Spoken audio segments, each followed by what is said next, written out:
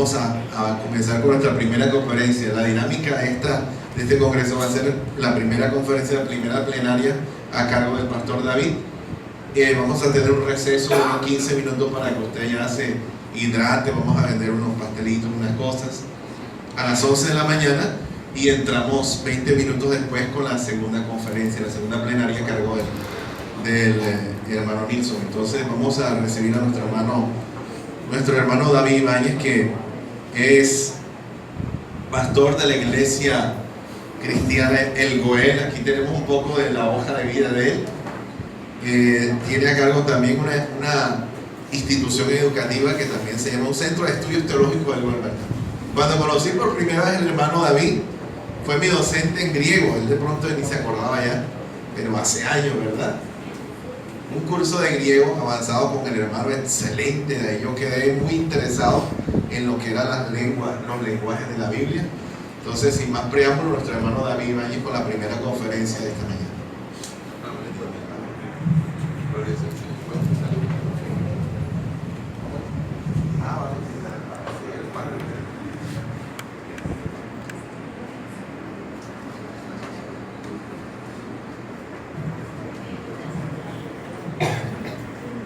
Buenos días. Dios les bendiga.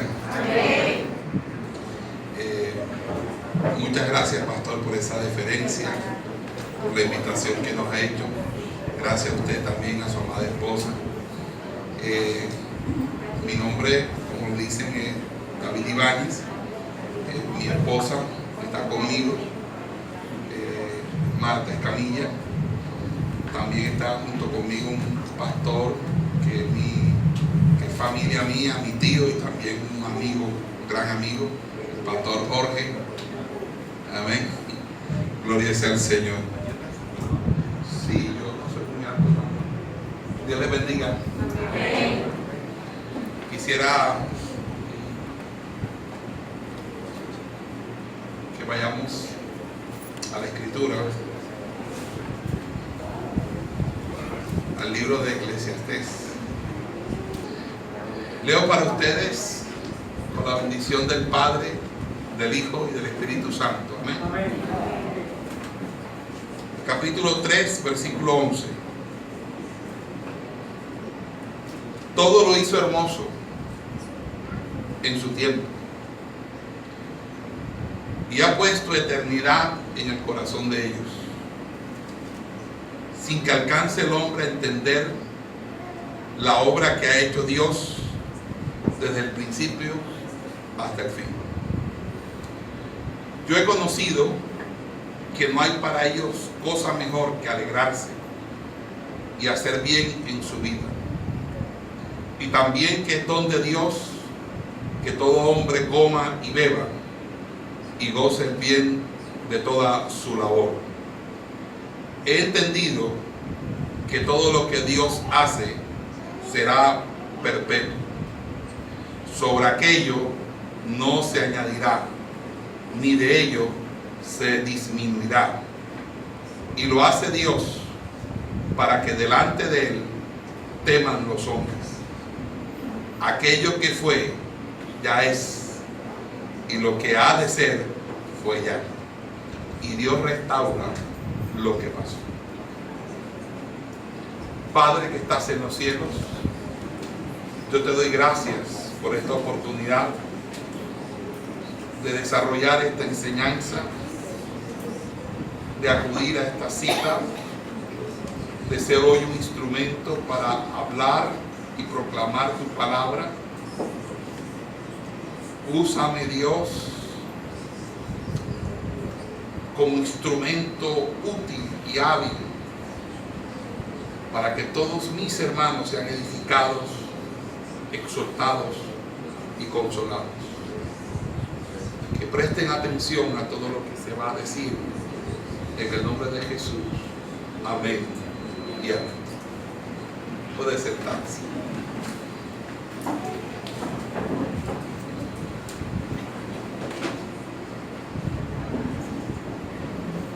El tema que quiero tratar en esta mañana con todos ustedes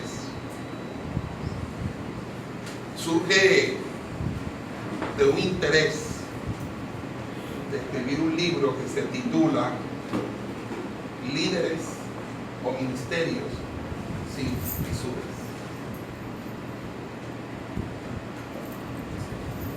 Cuando uno no conoce de construcción,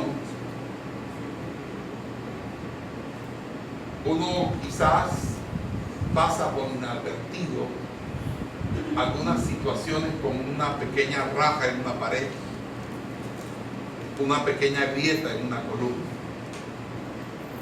Pero los avesados en el tema les causa preocupación, porque que algo se derrumbe empieza precisamente con una pequeña fisura. El libro del profeta Isaías dice que hay grietas que amenazan ruinas. Hay pequeños detalles, zorras pequeñas que hacen perder la vida. O como lo diría el mismo libro de Eclesiastés, las moscas muertas hacen heder el perfume del perfumista. Así un poco de locura al que es tenido por sabio. En ese orden de ideas, quiero hablarles acerca de construir una sólida identidad en Cristo.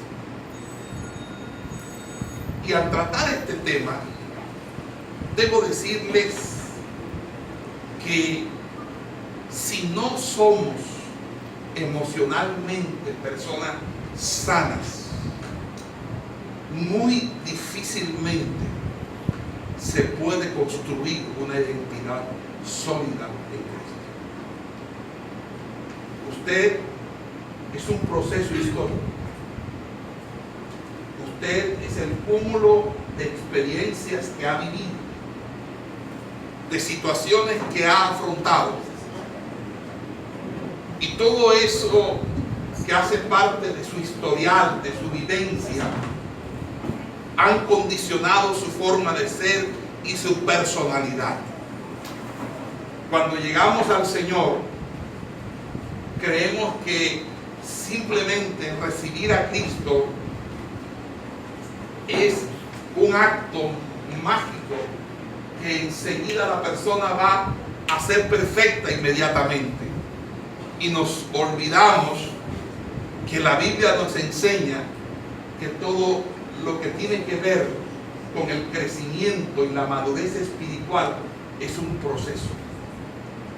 Pablo, hablando acerca de cómo se construye, dice que nadie puede poner otro fundamento que el que está puesto, y este es Jesucristo.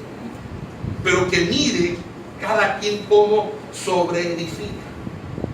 Una cosa es tu momento de salvación, el momento en el cual recibes a Cristo, pides perdón por tus pecados, realmente hay un arrepentimiento en tu vida y decides seguir a Cristo. Pero otra cosa es el trayecto que viene después, que son tus vidas, tus vivencias, que son todas aquellas cosas que van a suceder de una manera u otra. Cuando alguien llega al Evangelio, llega no solamente con sus virtudes, sus habilidades, sus aptitudes, sus actitudes, sino también llega con una serie de problemas, de circunstancias personales. Algunos pueden ser desobedientes, otros muy susceptibles, otros de una manera u otra tienden a entrar en esquemas de envidia y celos. Y todo esto muestra cuáles son esos elementos que hacen parte de una falta de formación y de tratamiento. ¿Puedes sentarse?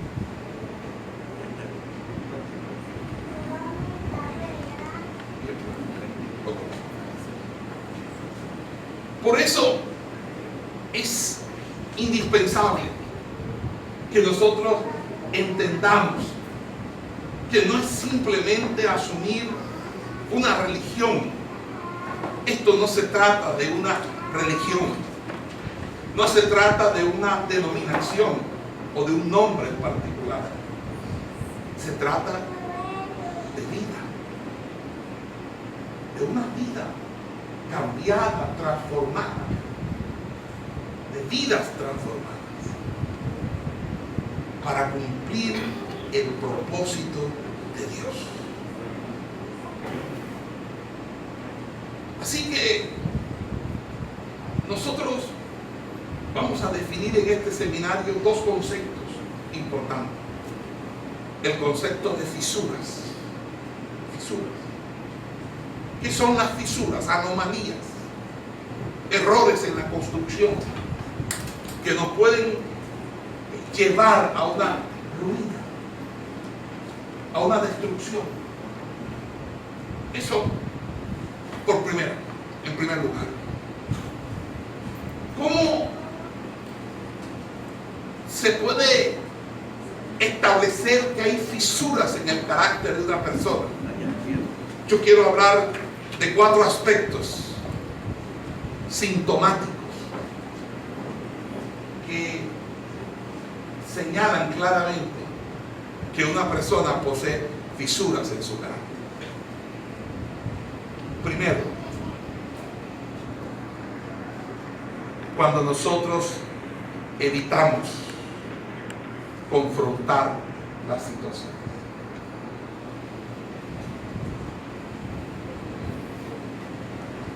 ¿Qué sucede cuando un hermano habla mal del otro hermano? Hay alguien que presta su oído para escuchar lo mal que se habla del hermano.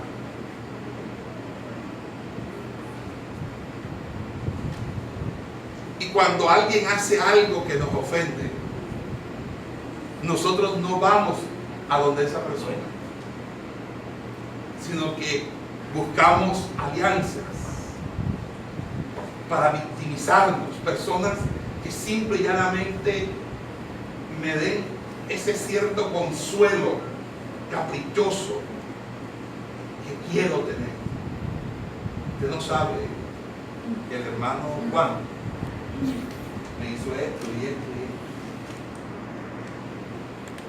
y esto. Y puede que sea verdad, pero es un acto difamatorio.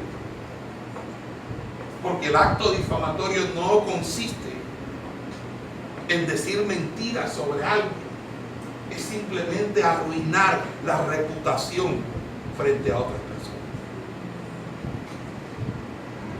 Pero ¿por qué en vez de decirle a usted, no voy donde el hermano Juan y me siento con él y le digo, hermano Juan, ¿me permite un momento con usted? Quiero sentarme.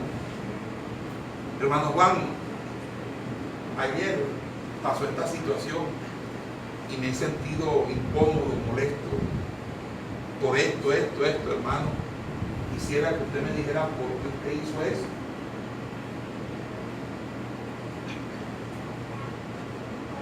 Nosotros evitamos las confrontaciones. Hay algo muy ambiguo frente a eso, y es creer que al dejarlo de hacer es simple y llanamente no ser bélico, guerrerista. Es que usted no va a pegarle un puño al hermano Juan. Usted va a sentarse con el hermano Juan a hablar de sus diferencias, de lo que nos puede separar como hermanos y amigos. Cuando una persona no puede expresar sus inconformidades con otras personas, simplemente las va acumulando en su corazón. Y esto va a hacer erupción más temprano que tarde. Y cuando eso suceda, no solamente allí va a quedar el hermano Juan, va a quedar la iglesia, va a quedar el pastor, y va a haber un resentimiento y una raíz de amargura que contaminan, como lo dice el libro de Hebreos. Porque aquí se empiezan las animadversiones. Ya como Juan me hizo esto en la iglesia, yo trato de no estar cerca de Juan. Cuando Juan está coordinando en la iglesia, pues ese culto no me interesa. Si predica, yo digo que me duele la barriga y no voy.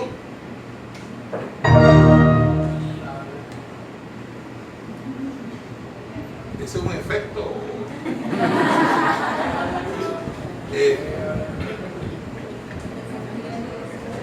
Me gustaría que pusieran la imagen de las flores. Esa foto asusta mucho. Gracias, amigo. Quítamela. La foto. Gracias. Si quieres puedes poner ahí el título. Amén. Amén. Ah, el trigo. Necesito gafas, mi amor. Así que cuando nosotros evitamos confrontar las situaciones, lo hacemos sencillamente porque no tenemos esa capacidad de buscar soluciones a los problemas. Y eso significa falta de madurez. El chisme, la murmuración, la habladuría, los grupos en la iglesia dan señales sintomáticas indiscutibles de que hay fisuras en el carácter. Cuando la hermanita X solamente habla con fulano, sutano, perencejo y sutanejo y no habla con nadie más, salen del servicio y usted ve los grupos, los jóvenes con los jóvenes, y si llega un viejo dice huele a viejo, se abre. Porque hay una subiglesia. ¿Qué es una subiglesia? Como hemos tenido una estructura equivocada, antibíblica, de dividir la iglesia en jóvenes, caballeros, damas, cada quien hace su grupo y los jóvenes quieren andar con los jóvenes. Eso no está mal, pero ahí hay un problema. Y es que los jóvenes, dice la Escritura, deben ser enseñados por sus mayores. Y las ancianas enseñen a las jóvenes. Pero no, que una niña de 18, 20, 21 años se siente con una señora de 60 años. Imposible. Pero cuánta sabiduría se desperdicia allí cuando una mujer de 60, 70, 80 años tiene tanto que enseñar. Pero no, porque tú lo que necesitas y requieres es divertirte, entretenerte, reírte, comentar tus experiencias con un coigual. Porque el concepto aquí precisamente deviene de algo muy importante dentro de la madurez, y es que la madurez se desarrolla por y a partir de la sujeción a unos principios, a unos valores y a una espiritualidad. Quien no es maduro no lo es porque es carnal. Y el que no es maduro no lo es porque es un niño espiritual. No puede resistir el alimento sólido. Y es allí donde comienza verdaderamente una situación problemática dentro de la iglesia. Porque el problema para el pastor no están con los hermanos que oran, ayunan, ofrendan, diezman, vienen a su culto, tienen su responsabilidad. Es con los que precisamente no han asumido madurez. Y la madurez es emocional, es espiritual, pero es una sola. El que no es maduro emocionalmente, no es maduro espiritualmente. Porque no puedo concebir, no, yo soy una persona madura espiritualmente. Pero sales con unas conductas y unos comportamientos de un niño malcriado, con tus berrinches y tus pataletas. Y esto es algo tan tremendo, que cuando uno está asistiendo a consejería matrimonial, uno lo que ve en la mayoría de los problemas es que el problema real del matrimonio es que el uno se echa la culpa del otro y los dos son responsables, pero más allá de las responsabilidades, lo que hay es un actuar de inmadurez, de niños que no pueden resolver sus problemas con el diálogo, el respeto mutuo. Y necesitan un intermediario, un tercero, alguien que sea como una especie de traductor universal, que pueda traducir el idioma que ella habla en alemán, porque él habla en chino. Entonces, chino y alemán no se entienden. Entonces, uno traduce del alemán al chino y del chino al alemán, y uno en la mitad. Y así se desarrolla una consejería matrimonial. Porque son como el puercoespín. El puercoespín, cuando se relaciona, se hace daño. Y tienen que soportar, porque si no, no se pueden aparear y reproducirse. Entonces imagínense el puercoespín con el puercoespín, espina con espina. Y nos hacemos daño el uno al otro. Porque hasta para amar se necesita aprender a amar. Y eso no lo enseñan en la escuela.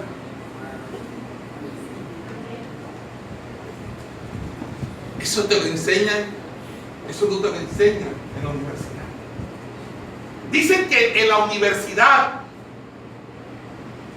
se forma el ciudadano. No. La universidad lo que sirve es para darte unos conocimientos técnicos, científicos, académicos, para ser tú un elemento dentro de la fuerza laboral del país. Para tú ganarte la vida. Tú estudias 7 años medicina para trabajar en una IPS.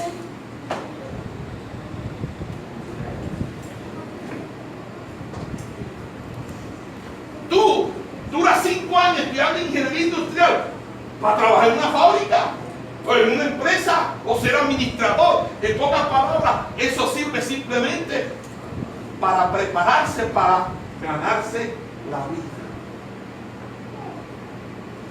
Entonces, ¿dónde está la verdadera formación? Aquí está la verdadera formación. El crecimiento lo da Dios. Que cuando una persona evita confrontar situaciones, es obvio que de una manera u otra esa persona tiene el primer síntoma. Posee fisuras en su carácter. Segundo síntoma,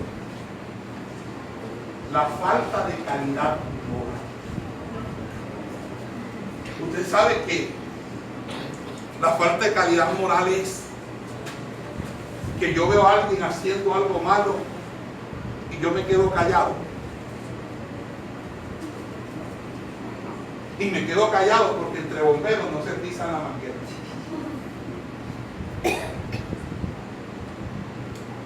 Porque yo puedo ver a alguien y no lo amonesto. No cumplo mi función de atalaya. Simplemente, no, esto no es conmigo. Yo no soy santo. Yo no me voy a meter en problemas. Y podemos ver a las personas haciendo el mal y no la reprendemos. Porque decimos, no juzgué para no ser juzgado. Unos versículos descontextualizados. La iglesia tiene el poder y el privilegio de juzgar el pecado dentro de la iglesia. Y no es juzgar a las personas, es juzgar el pecado. Es que si usted está pecando, hay que decírselo. Entonces no podemos consentir el pecado. Y decírselo, porque la Biblia dice que con amor y verdad se corrige el pecado. No es que usted va a venir con un hacha y dice, con un machete, venga que lo voy a cortar. Pero sí decirle, ¿qué está pasando? ¿Qué estás haciendo? ¿Qué estás poniendo en peligro tu familia, tu hogar, tu salud? Lo que estás haciendo no está bien. Arrepiéntete, ven, restáurate. Y vosotros que sois espirituales, restaurarle con espíritu de mansedumbre. Pero no, nos quedamos callados. Nos quedamos callados porque de una manera u otra, cuando nosotros la cometemos, dice, no digas nada porque yo no dije nada cuando tú hiciste eso. Y esa falta de calidad moral hace que aquí todos se lo dejen al pastor. No, si el pastor no le dice nada, yo te voy a decir que es el pastor. ¿Y acaso el pastor tiene una cámara escondida detrás de ustedes? Si usted ve algo mal, corríjalo. Pero ¿qué pasa? Poner queja. ¿Y qué es poner queja? Señor, Juanito me puyó con el lápiz. Juanito, ven acá. ¿Por qué puyaste con el lápiz? Porque Pedrito me empujó. No son niños. Cuando una persona tiene que venir a ponerle queja al pastor por algo que hizo, y usted porque no se siente y habla con la persona, mire cómo va relacionado el punto, falta de calidad moral. Y hay falta de calidad moral tanto así que usted en su casa, en su propia casa, le acepta las amantes a sus familiares.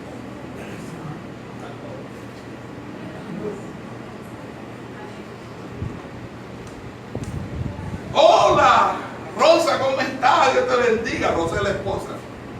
Ven, mira, ven, siéntate. Y entonces llama, mira, mañana voy. Ay, viene Rosa. No, llevo a María. Ah, bueno, tranquilo. Hola, María, ¿cómo estás? ¿Y quién es ella? La otra. No la quería, la quiero.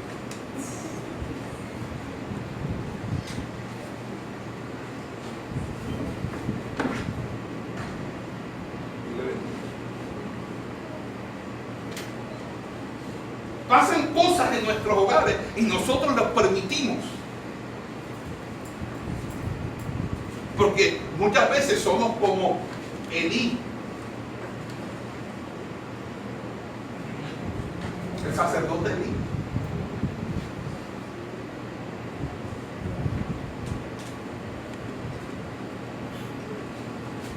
Y todo eso es anatema y trae maldición a nuestros hogares.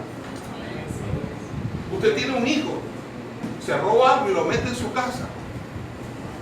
Cuando llega la policía, se mete a la policía y lo puede llevar usted también preso. Si tú vas a hacer tabacabutería en mi casa, me la respetas. Por eso es que hoy en día no hay respeto.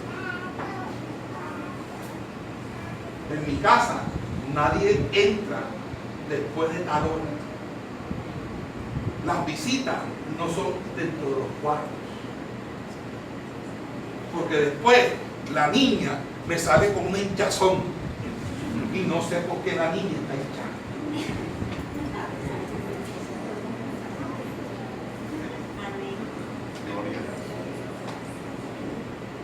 Entonces, cuando hay falta de calidad moral, hay una fisura en el carácter.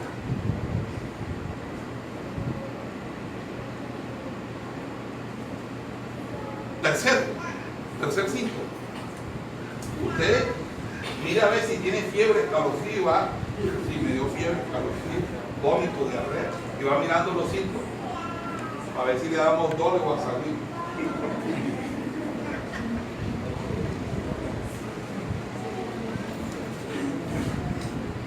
La susceptibilidad,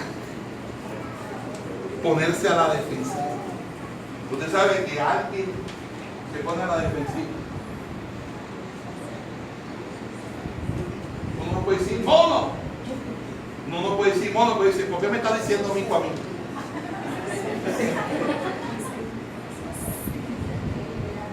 Uy, cuando la gente es susceptible, eso es terrible.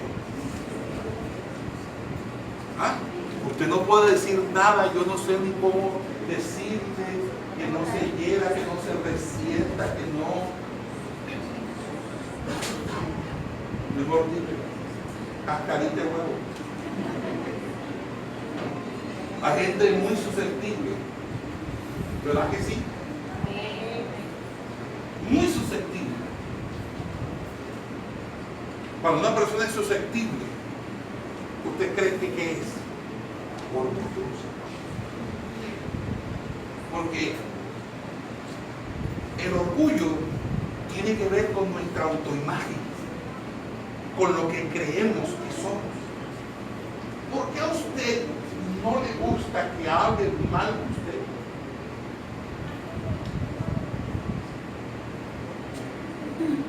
Porque daña su reputación, daña lo que usted ha construido como imagen frente a los demás, porque hiere su orgullo. Pero si usted no fuera orgulloso y dijeran sapo verde, usted dirá, dame un beso y me convierto en príncipe.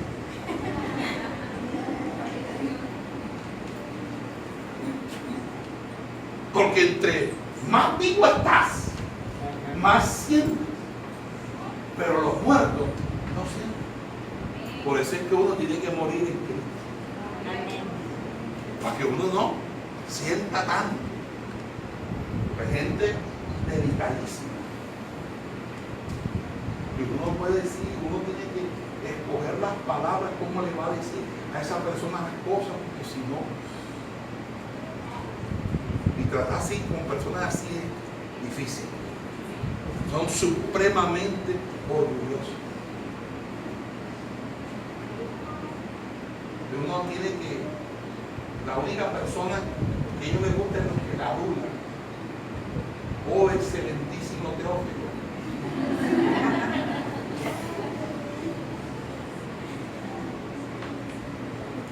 Cuando las personas son susceptibles,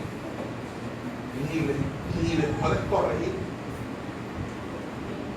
Y hay gente, hermano, que son tremendas. Eso no pasa aquí, yo sé. Estoy hablando de otras cosas ajenas y extrañas.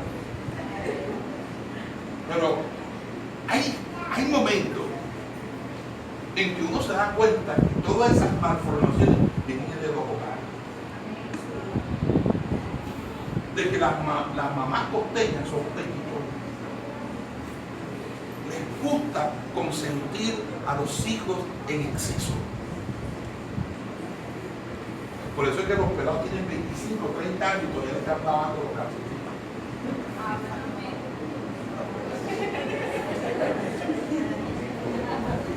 Tienen 30 años los pelados y todavía les arreglan la cama y los organizan su cuarto.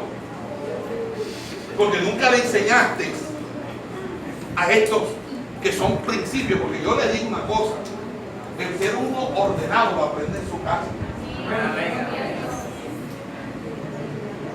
Es que en la universidad no dice curso minor o diplomado en técnicas avanzadas de arreglo de cuarto.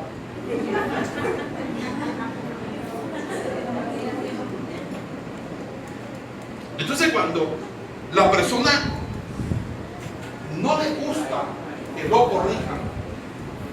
porque se siente ofendido. Entonces, ¿cómo va a aprender si no hay nadie que le corrija? Y el madre y hermano, que no le gusta que les corrijan a los hijos.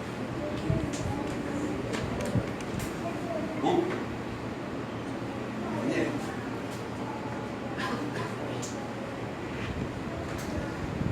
Que tienen que quitarse un kilo y va a poner el pecho. ¡Ay, mi hijo, ay, mi hijo!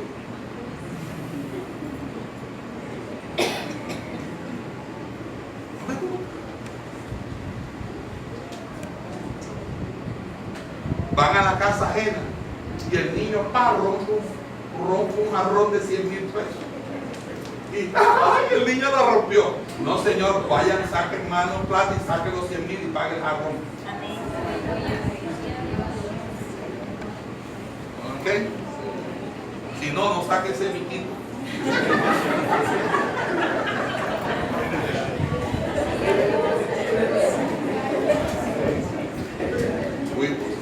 Lo arruina pagando 100,000 cada vez que hace un daño. Lo arruina.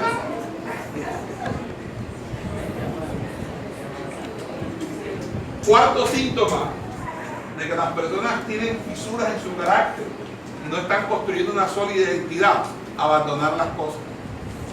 El que abandona las cosas es un mediocre, porque deja todo por la mitad. Le entregan mire, hermano, usted ahora adelante va a ser el líder de jóvenes. Entonces, mire, aquí le entrego 30 jóvenes para que usted trabaje. Mire que no sé qué. Bueno, listo, cambio de líder. Al final del año, pastor, como yo sé que usted es un hombre que cosecha donde no cultiva,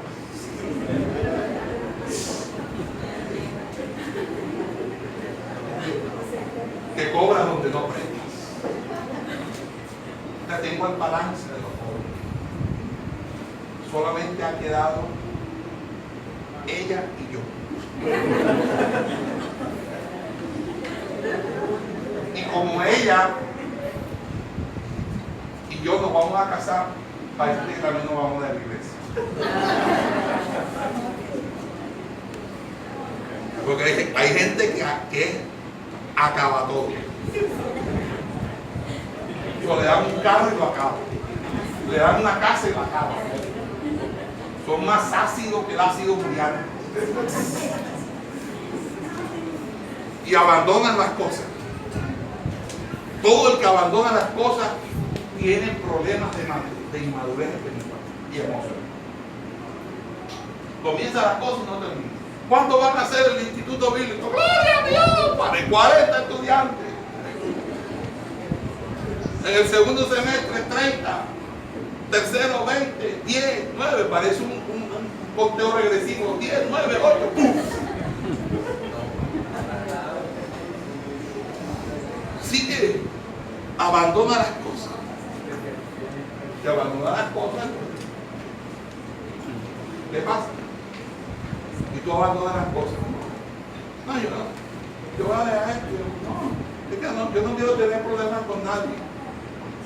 Que cuando uno hace las cosas, uno termina teniendo problemas con alguien, porque a alguien no le gusta que tú hagas las cosas, primeramente el diablo. Entonces todo el mundo cree como el cuento de Caperucita. Llega entonces y dice: bueno, diablo, yo voy a trabajar, pero no te metas conmigo, ya tú sabes. Ni tú te metas conmigo ni yo conmigo. No, eso no es así. Usted asume una tarea, una responsabilidad, y el enemigo va a estar detrás de ti. Te va a querer destruir, te va a querer asesinar, te va a querer matar, te va a querer destruir, te va a querer hurtar. Si tú abandonas las cosas, es síntoma indiscutible de que eres una persona madura. Y escucha esto: abandonar las cosas termina convirtiéndose en un deporte para ti. Llegas a los 40 años, ¿qué? Sí, estudié 2 semestres de contabilidad, 1 semestre de licenciatura, 3 de ingeniería. ¿Y qué eres tú? Ya te dije, estudié eso, estudié eso. Sí, yo sé, me dijiste, pero ¿qué eres tú? ¿Qué terminaste? Yo, terminé aquí con chico.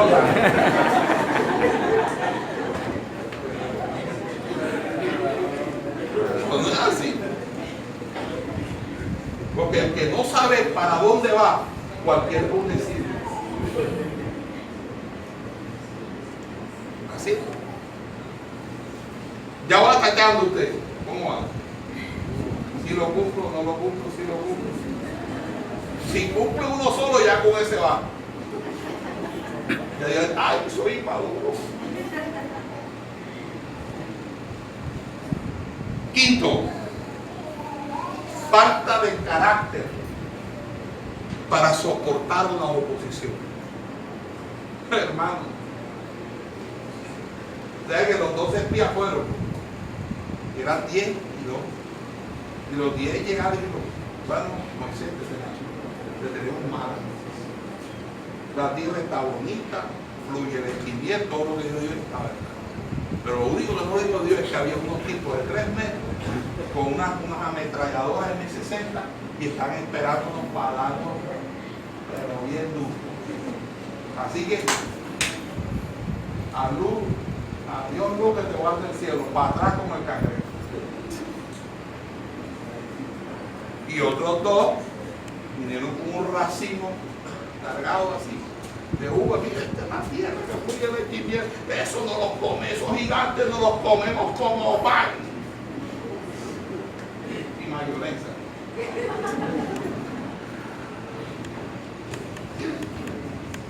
Pero todo aquel que no soporta la oposición, que apenas siente los pesos de la oposición, dice, ay, entonces, ¿en quién ha confiado?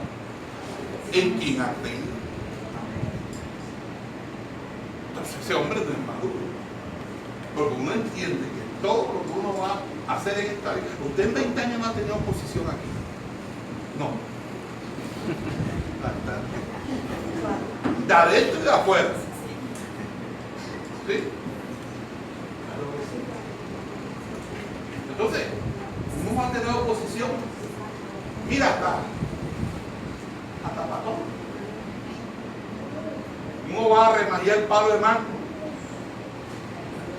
porque el vecino le dice, mira ese palo de mango, siempre me está botando hojas, y yo todas las mañanas tengo a la mujer mía con una burra recogiéndote las hojas de mango de tu padre, no sé qué. Y el día que, bueno, vamos a remagiar, vamos a cortar. Oye, ¿por qué cortas ese palo? Ahora que van a crecer los mangos, no me vas a dar mango, ¿no?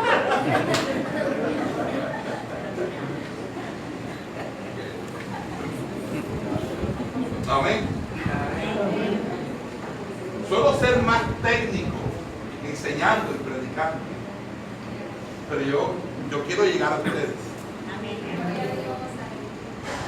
¿Me ves? Yo quiero llegar. Así que cuando nosotros no podemos soportar la oposición, hay fisuras en su carácter. Sexta, creer mentiras sobre usted y los demás. Usted sabe que el enemigo trabaja con pequeñas semillas. Él te pone en la mente pequeñas semillas, pensamientos, que empiezan a crecer en tu mente y se van convirtiendo en fortalezas. La Biblia le llama dardos de fuego del enemigo. Y dice, usar el escudo de la fe para podéis apagar los dardos de fuego del enemigo. Y eso es en la mente. Porque a ti te dice, tú no sirves, yo no sirvo. Dile, sírveme agua, yo no sirvo. Se mentaliza. Es un preacondicionamiento mental.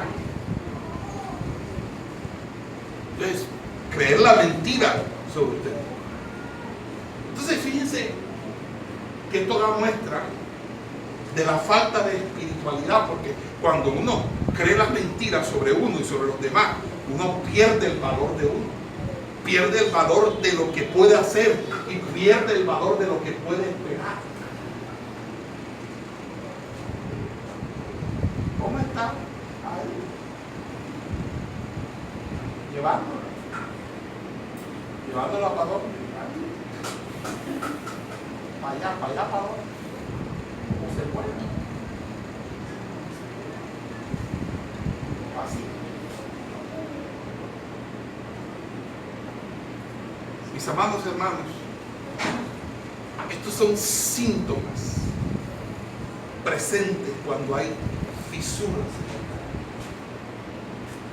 Y estoy hablando simple y llanamente de los que son evidentes. Porque el salmista decía en el Salmo 19: líbrame de mis errores, aún de los que me son ocultos. Esto es lo que se ve. Esto es lo que usted puede apreciar, observar. Porque usted ve las actitudes de las personas, los gestos, los ademanes, las palabras de las personas, y usted valora esa situación. Entonces, cuando la gente tiene esa salida, uno dice, porque la Biblia dice, el espiritual todo lo juzga, pero él no es juzgado de nadie. Uno ve las cosas y no le dice nada, y si no uno las reserva, dice. Y en ese sentido, mis amados hermanos, tenemos allí un grave problema. Si hay estos síntomas en usted, esto significa que usted necesita verdaderamente retomar su altar, porque su altar está completamente resquebrajado. No posee una vida de oración, no posee una vida de búsqueda, porque todo lo que Dios es y todo lo que Dios tiene se recibe por medio de la oración. Cuando una persona no ora, es como cuando a un árbol se le niega el agua, se va secando. Así es usted. Por eso el salmista dice: como el ciervo brama por las corrientes de las aguas, así clamo, Dios, el alma. Mi alma tiene sed del Dios vivo. Ahora bien, ¿cuáles son las fisuras ya en el carácter? Señala 7 fisuras. 7 fisuras.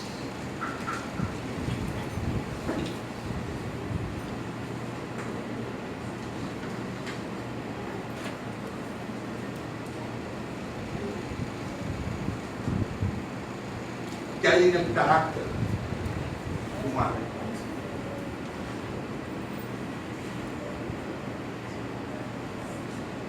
Que se convierte en un autosabotaje de la obra de Dios en tu vida.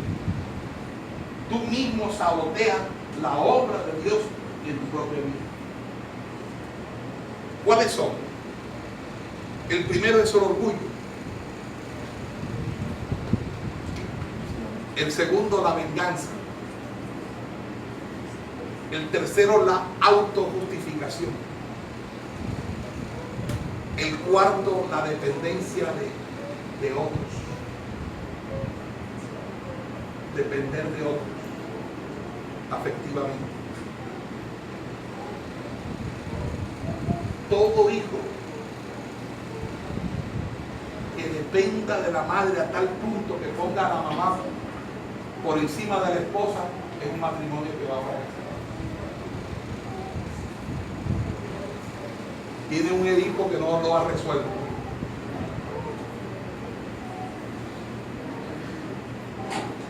Quinto, la ansiedad,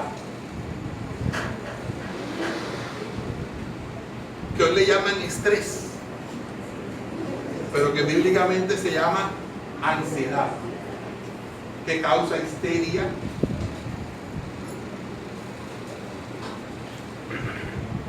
sexto, los apetitos de la carne. Y estoy hablando específicamente de todo lo que tiene que ver con la sexualidad, todo lo que tiene que ver con la laxidia, la lujuria, la concupiscencia, pero también con la glotonería, pecados que se cometen en el cuerpo. Y por último, la ira, rabia, enojo, descontrolado, desproporcionado. ¿Ok? Muy bien. Cuando hay una fisura, es como cuando hay una herida. Usted está jugando, está corriendo y de pronto se corta, la piel se raja. Y en muchos momentos se necesita tomar puntos, el punto es coserlo, así como uno cose la tela, a uno le cosen la piel y la cara se cose para que se vuelva a pegar y cerrar. ¿Qué es lo que es así? Alce la mano los que alguna vez le han tomado puntos en el cuerpo. Se rompió y le han. ¿Cuántas mujeres aquí le han hecho la cesárea de Filipe? Cesárea. ¿Y le han hecho alguna raja? Sí, porque si no, no todos lo van a hacer. ¿Sí? Bueno, cuando ustedes le han hecho esa cesárea, el médico le dijo, mujer, no te puedes agachar, tienes que estar 40 días de reposo. La mayoría pide que la mamá venga o busque a alguien que la ayude, porque usted no se puede agachar, no puede hacer cosas, no se puede levantar así. ¿Por qué? Porque le dicen a uno, las cicatrices, aunque tú veas cerradas, tienes que también cerrar por dentro. ¿Qué es lo que hacen? Porque si no, se te revientan los puntos por dentro y la herida se te hace peor. Entonces fíjense que las fisuras solamente lo que se necesita es que cicatricen. Y la mejor manera de hablar de la restauración, o mejor dicho, de cómo se pueden cicatrizar las fisuras del carácter. Porque es un proceso biológico, natural, como el cuerpo cicatriza la herida. Te va a quedar la señal, porque ¿a quién se le olvida lo que le ha pasado a uno en la vida? O lo que le han hecho. Y no porque esté resentido, sino porque con eso uno aprende, porque fue muy confiado, porque cometió errores, cometió imprudencia, y los errores le hacen a uno aprender y alzar más los pies cuando uno está caminando, para no tropezarse. Entonces, así son las cicatrices. Los guerreros tenían cicatrices y decían, esta cicatriz me la gané en la batalla de Pitomer, esta me la gané en la batalla de no sé qué, y se mostraban las cicatrices como una señal de que eran grandes guerreros. Hoy en día los guerreros no les gusta la cicatriz. Cuando me dio mi mujer aquí, cuando perdí la casa.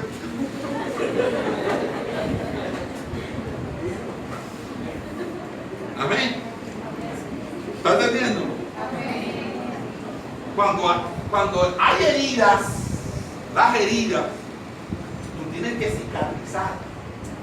Y es la mejor manera de comparar lo que sucede cuando Dios te restaura, porque Dios restaura lo que pasó. Dios no restaurará lo que pasará, porque lo que siempre tú necesitas es lo que te pasó. ¿Estás entendiendo? Tu historia, las cosas que pasaron. Y ahí es donde precisamente vamos a encontrar algunos aspectos interesantes. Yo soy kilométrico para predicar, entonces voy a decir que me digan, no, aquí está la hora. Ya me pasé. No, seguro. Bueno,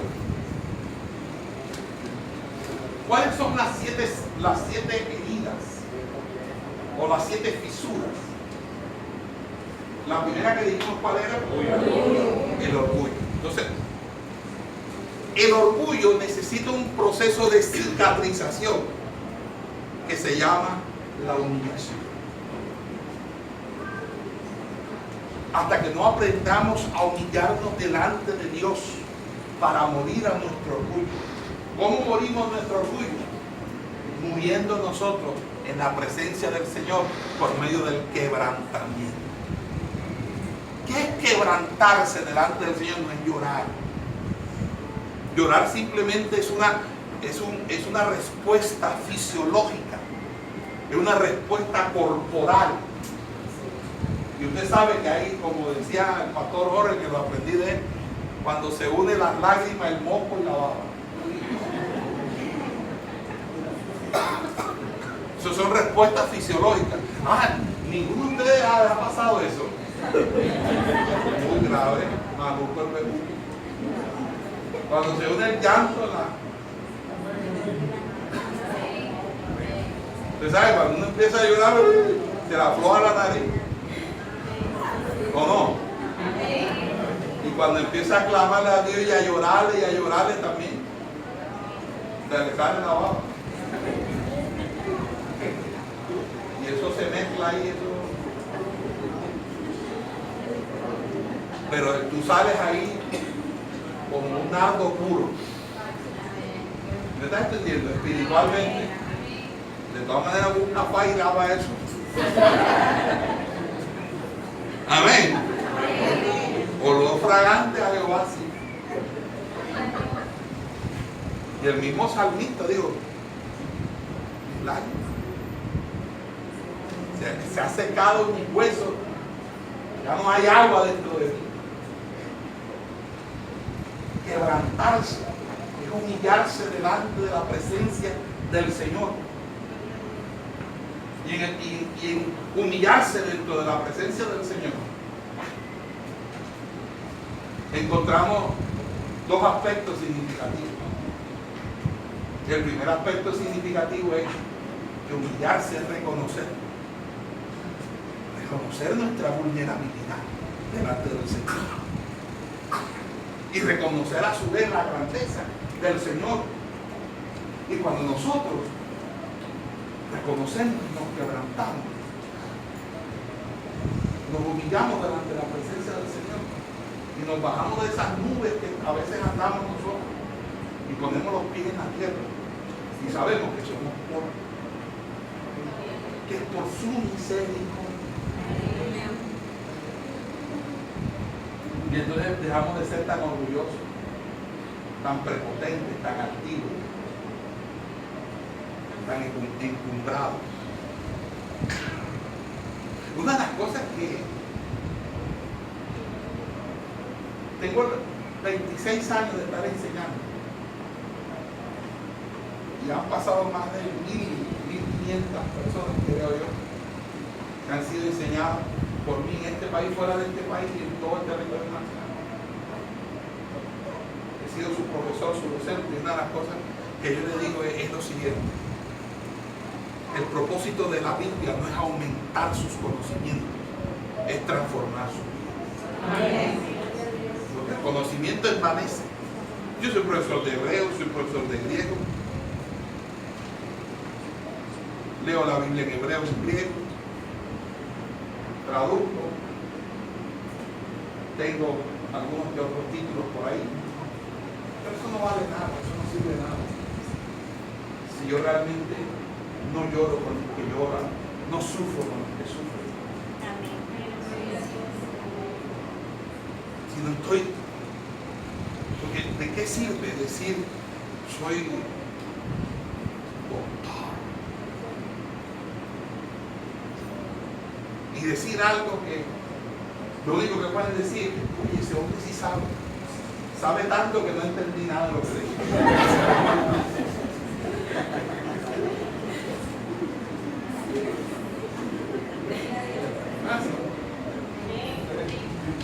Yo me voy diciendo, les pido una conferencia que lo deje bueno. No sirve.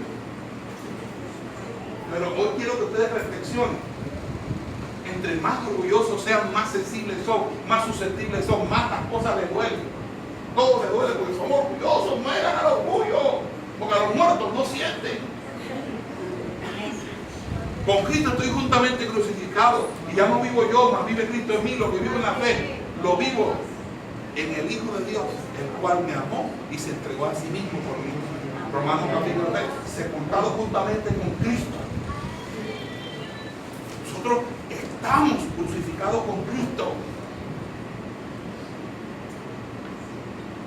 ¿Para qué? Cuando usted toma la cena del Señor, dice, para que anunciéis la muerte del Señor. Pero para que va a anunciar algo que todo el mundo sabe. No, es que no has leído bien. Para que anuncies la muerte del Señor en tu vida.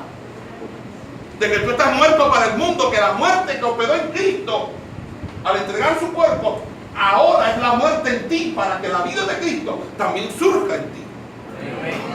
Segunda de Corintios capítulo 3 y 4.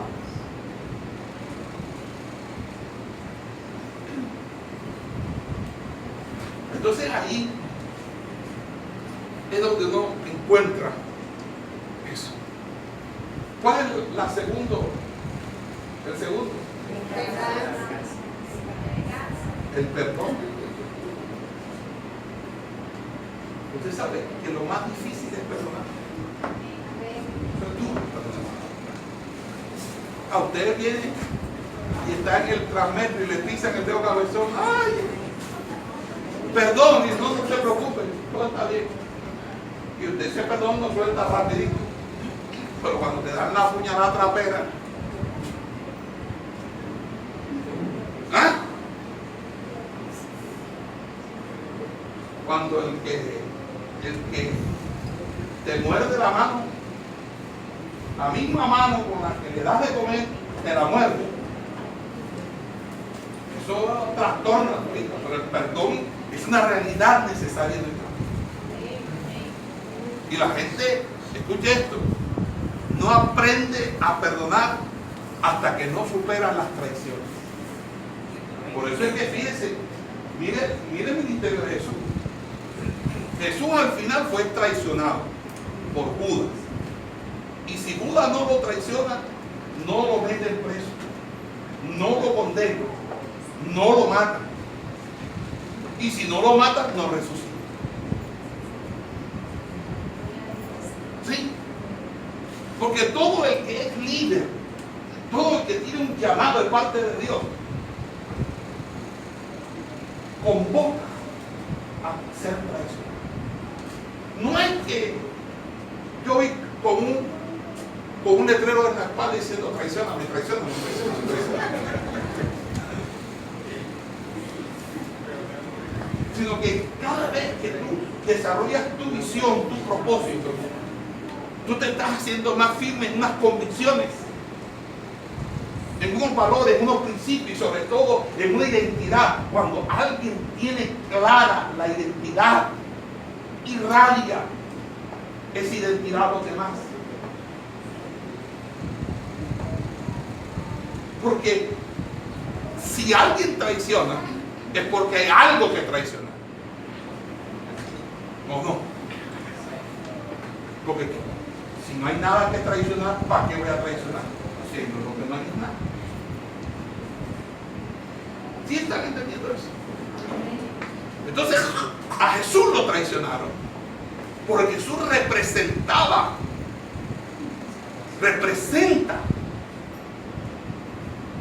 Cuando alguien hace y acomete eso contra ti, es porque tú representas algo.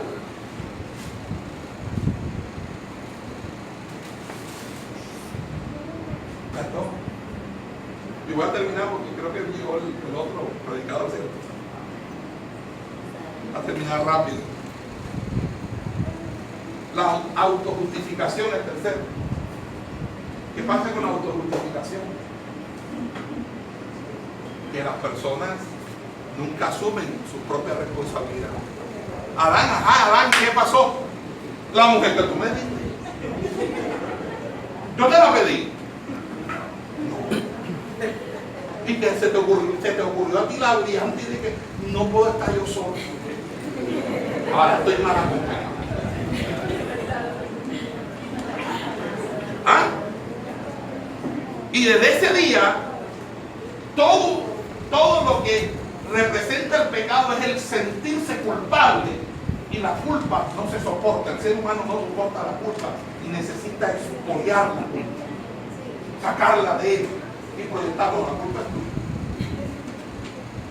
Y la culpa es de la vaca.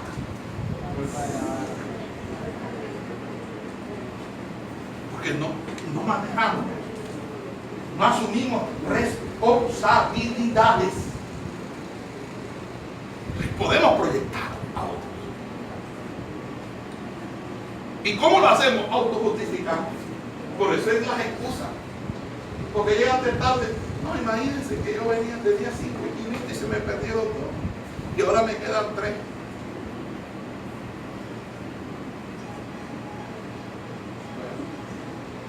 Lo malo sería que se le pierdan 2 y te queden 2. Excusa. Y hay excusas para todo. Y nadie dice, hombre, reconozco. ¿Cuál es la primera? Lo primero que quieres hacer tú es decir, justificarte. Y no decir, reconozco, fallé, es verdad. Es más, uno está exhortando a alguien y la gente le está contestando. Sale el pelado a las 12 de la noche y va subiendo con el bigote aquí de leche. Oye, te estás tomando la leche. ¿Yo cuándo? ¿Quién dijo?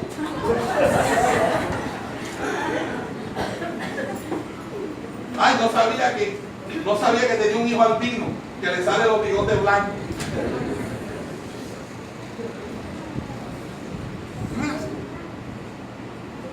Entonces, en ese orden de ideas, la autojustificación. Porque cuando tú te justificas necesariamente, señalas a Dios. Porque no hay hombre que se pueda justificar delante de Dios. La única manera de justificar, dice Romanos 5:1, justificados pues por la fe tenéis paz para con Dios, y esto mediante nuestro Señor Jesucristo.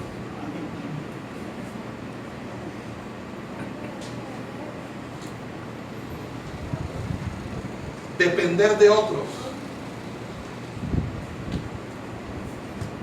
Usted sabe que hay gente que se casa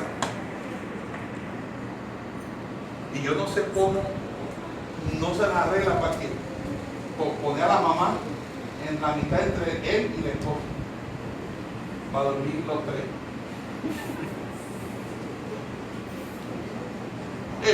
Yo he escuchado consejería de mujeres que están molestas con los esposos y recién casados, no llevan ni 3-4 meses de estar casados.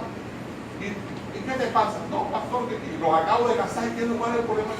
No, todos los días les hago a la familia y siempre me lo dejan, porque va primero donde la mamá y después dice, no, yo conmigo no ve mi mamá.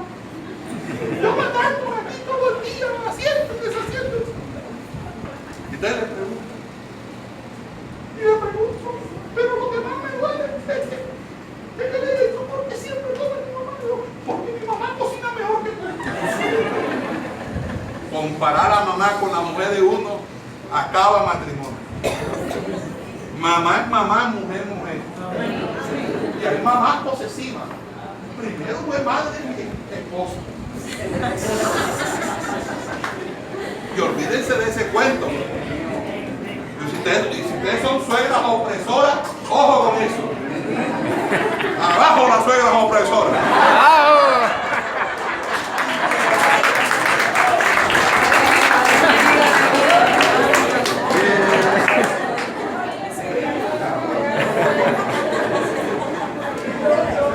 Mire, una relación matrimonial, 3 sobran. El tercero sobra siempre. Una relación matrimonial, los terceros sobran. Deja a tu padre y a tu madre. Déjala geográficamente. No te puedes ni siquiera al frente ni al lado. ¿Ah? Deja a tu padre y a tu madre. Eso no significa que no vas a ser responsable con ellos, no vas a honrarlos, sí lo vas a honrar. Pero que tú ahora has formado un hogar diferente. Y lo peor que se puede hacer, hermano, es que usted dependa de otras personas. En el sentido que usted no se desarrolla autónomamente. Porque realmente uno debe depender de Dios. Pero si tú tienes a alguien de quien dependa, eso se vuelve tu ídolo, quien compite contra Dios. ¿Has entendido eso? ¿Y cuál es la dependencia? ¿Cómo se radica la dependencia? Estando a solas.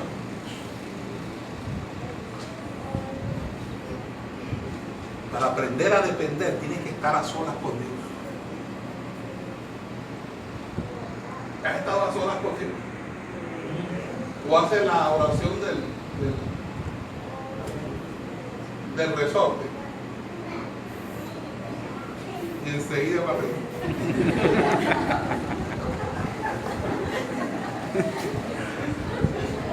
¿Ah?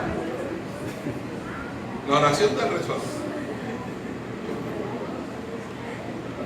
Hermano, nosotros al orar, nosotros lo que estamos haciendo, mis amados hermanos, al estar a solas con Dios, es aprender a depender. Y mira algo que hay en la cultica de la oración. Todo el mundo cree que orar es hablar con Dios. Y lo dicen, orar es hablar con Dios. Pero yo digo algo, lo dice más la Escritura. Orar es intimar. No todo el que ora intima. ¿Por qué? Por una sencilla razón. Y se lo puedo poner en un ejemplo sencillo. Usted y yo podemos estar hablando. Y usted me está diciendo algo. Y yo puedo estar pensando en otra cosa. Y llega un momento que usted me pregunta algo y yo me quedo callado. ¿Me estás escuchando? ¿Me estás escuchando? Mira, no me estás prestando atención. Y te la puedo estar mirando a los ojos. Así grandote como tengo yo. Y resulta que yo no estoy ahí. ¿Qué pasaba con las oraciones? Las vanas repeticiones. Llega un momento que se vuelve una mecánica. Y se vuelve una letanía.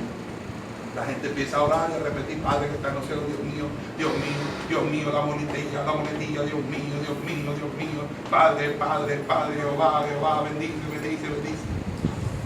Y empieza con una palabrería, porque de una manera u otra, te saben, hacemos como la del rosario. El rosario por cada pepita había que hacer una cosita y dándole la vuelta a la pepita.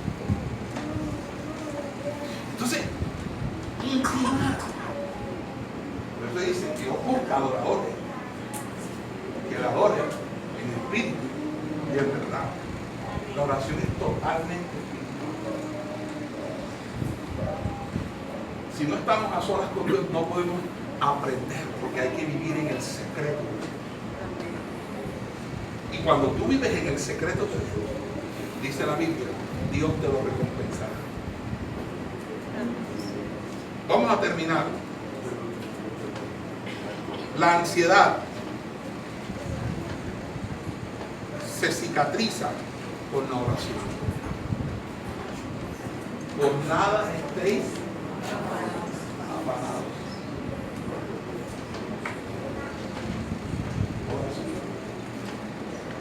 Lo único que te ayuda a superar la ansiedad es el cultivo de una vida de oración. Los apetitos de la carne, el ayuno. La ira, la mansedumbre. Y si ustedes se dan cuenta, estas cicatrices no se dan simplemente porque alguien imponga la mano a uno. Es viviendo la experiencia que realmente nutre y alimenta todo nuestro ser. Así que, mis amados hermanos,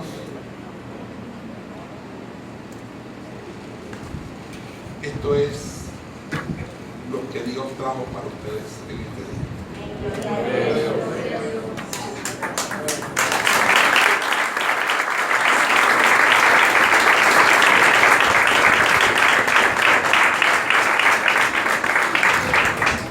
Vimos los síntomas cuando hay fisuras en el carácter.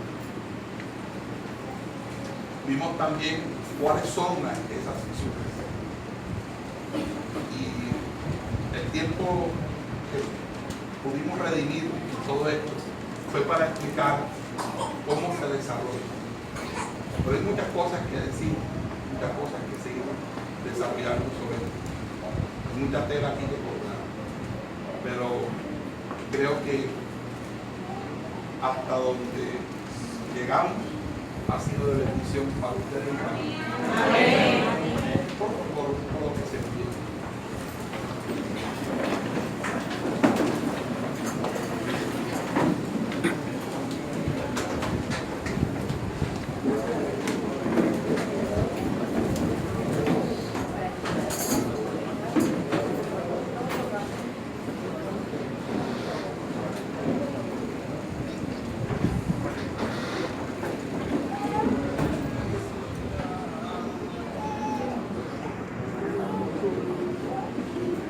Usted se ha identificado con alguno de estos síntomas.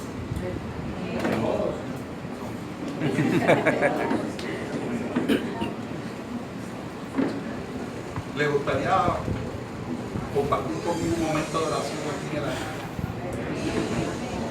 Venga, por favor, compartir un momento de oración en el altar. Pase aquí adelante.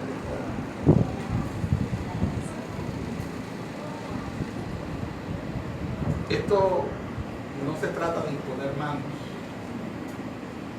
no es un acto mágico, es un proceso vital, es un proceso comunicacional, transformacional, en el que usted, desde su experiencia con Dios y permitiendo que Dios actúe en su vida, puede transformar, porque la Biblia dice, de modo que si alguno está en Cristo, nueva criatura, las cosas viejas pasadas, he aquí todas son hechas. Si usted ha detectado que hay fisuras en su carácter, yo le invito a que pase al frente y quiero orar por usted para que Dios obre en su vida de una manera especial. Padre que estás en los cielos, Señor, te doy gracias por tu amor y tu misericordia, porque tú vives y reinas por los siglos. Gracias te doy, Señor, por esta hermosa presencia, porque tú eres Dios eterno. Gracias, Señor, por lo que han pasado aquí, buscando quizás una respuesta tuya, Señor. El hombre te necesita es a ti, porque tú eres el restaurador. Tú eres quien restaura lo que es Padre. Bendícelos a cada uno de ellos, Señor, conforme a tus riquezas y gloria. Y ministra, porque tú eres eterno, porque tú eres precioso, porque toda la gloria y toda la honra es tuya, Señor. Señor, si en algo hemos fallado y hemos mostrado inmadurez, si en algo hemos hecho las cosas mal, Señor, pues hoy tú nos has reconvenido, tú nos has exhortado con tu palabra y nos has ministrado para obrar de manera especial. Te pido, Señor, que bendigas a mis hermanos y que esta palabra no vuelva vacía, sino que haga el efecto por el cual ha sido enviada. Gracias, Señor, por la vida de todos y cada uno de los aquí presentes, Señor. Bendícelos grandemente. En el nombre de Jesús. Amén y amén. Dios les bendiga y Dios les guarde.